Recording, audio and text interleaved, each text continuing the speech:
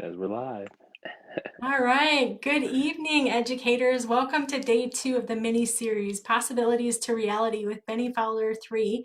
He is an NFL football player and Super Bowl champion. He has taken his time to come and talk with us just about overcoming challenges. If you missed last night, don't worry. You can go into the group and watch the replay. Again, if this is your first experience with the mini series in the social emotional learning group for educators, we try and keep the content 20 minutes or less, very simple, and it usually runs for a few nights. So this is day 2 of the mini series. And last night, Bennie talked to us just about, I'm looking at my notes here, possibilities really begin with a dream and the importance of connecting our senses to that dream. And I know in conversations with Bennie, he will ask me, what's my goal?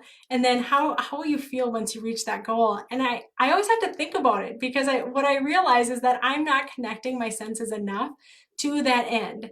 And when we do that and when we connect our senses and just fully get engaged, whether it's how we see it, how we're going to feel once we reach it, sometimes how we're going to taste it, right?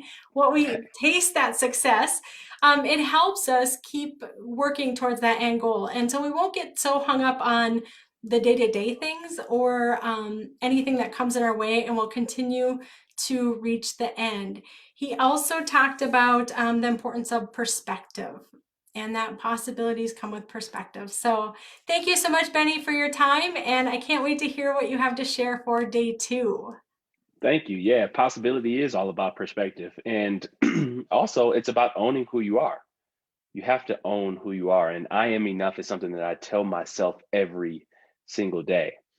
A lot of the things that go on in life is really comes down to identity and owning who you are. You have to own who you are because sometimes we put these limiting beliefs on ourselves. We stop thinking so creative. We stop playing life to win and we start playing not to lose. We lose that creativity, we lose that love, we lose that joy, that passion that we so want throughout life. And I think about a time back to Michigan State when I was at Michigan State my junior year, and we're getting ready to play in one of the biggest games. We're getting ready to play against Notre Dame on ABC. And this is getting ready to be my coming out party. I'm actually coming off of one of my best games, my first ever 100-yard game. I'm on the left-hand side of the field. And I still remember the play call. The play call was dancer. And it's just a go route. So you're just beating your defender with all your speed. So I beat my defender and I'm getting ready to catch the ball. The ball's getting ready to come into my hands and it goes right through my hands. And this was another moment right here. Instead of 5,000 people in a sold out basketball gym, it's 75,000 screaming Michigan State fans and millions of people on TV. And it's just like, oh my God, not again. I don't, you don't want to feel this. You don't want to feel this. But when it comes to failure, you have to reframe failure. You have to reframe it because we're all winning a lot more than we're losing. And I had a mentor at that game from high school that gave me a book. He gave me the book, The Monk Who Sold His Ferrari. It's one of my favorite books. I read it every single year. And it's just about a man, a lawyer, who's a successful lawyer who's had everything. He's got the car, he's eating at the finest restaurants, his practice is thriving, and then he has a heart attack. And he goes on this personal growth journey, a spiritual growth journey to find out who he really is. And he becomes a champion of his own life. And that's what we all have to become. We have to become the champions of our own life. And you might be wondering, well, how do you do that? Well, it starts with the possibilities that I talked about yesterday, and then relating that to your identity and owning who you are. If you want to be CEO, you have to dress and talk and act like a CEO. If you want to be an incredible educator, you have to talk and carry yourself like an incredible educator. That's where it comes about. Possibility, now having that possibility and attaching it to identity and owning who you are and being that fun, playful self that you always are, depending on who you are, but owning that. If I think about my football career and how it got started, I didn't want to play football. I wanted to play basketball. I've actually worn NBA socks in every NFL game that I've ever played in, but I wanted to play basketball. And my mom was one of the people who put the football back into me. I had friends always coming out and asking me to play, and she was like, "You should go out there." And how many moms are out there encouraging their sons to go out and play a game where they get hit hard? But sometimes that's what life is all about. My mom knew who I was. She had the confidence in within me, and that pushed me and led me to greater things. You know what? In the book Be the Hero, it talks about the three main stories that we tell ourselves. The story that we tell about ourselves, the story that we tell about our situation, and the stories we tell about others. And when I think about that, what story are you telling yourself? Is that story honoring you? Is it serving you? Because when we look back on it, we're all winning a lot more than we're losing. Sometimes those failures are just so present in our mind, but we're all winning a lot more than we're losing. And that's why I have a small tool that I'll share with you guys today, which is a win list. If you think about all the things that you accomplished last week, or last month, or last year, or even the last 5 years, think about all the things that you've achieved in your life. Even just last week, getting up, going to work, connecting with people, talking with friends, those are all wins. So that's something that I share with my clients is a win list. Think about all the things that you've accomplished. Think about the time where you wanted something so bad and you didn't know how you were going to get it and you were able to do it.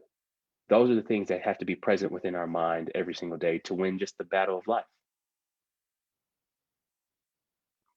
So I have a question for you about the wins. Uh-huh. You're in education, and I think just around for people that are going through burnout, we bring in positivity. And there's a phrase called toxic positivity.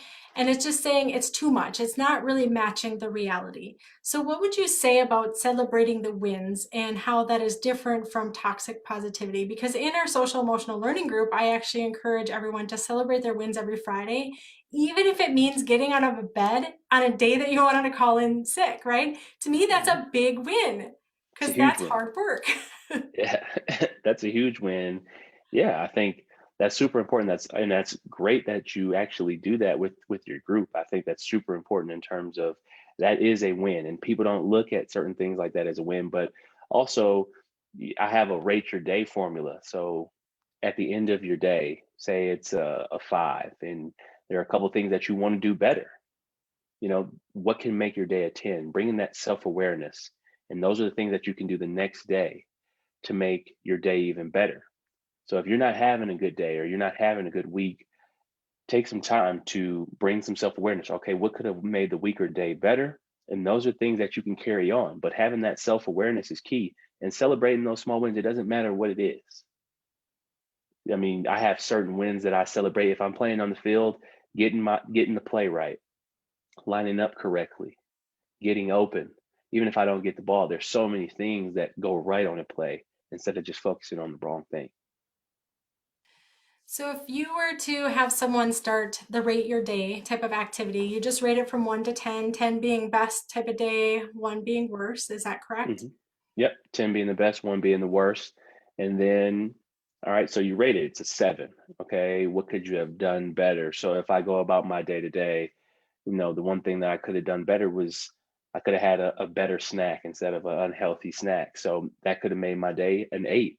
That can make my day an 8 tomorrow. So to eat cleaner, there's just certain small things that you can do to rate your day and bring that self-awareness to the day. Okay.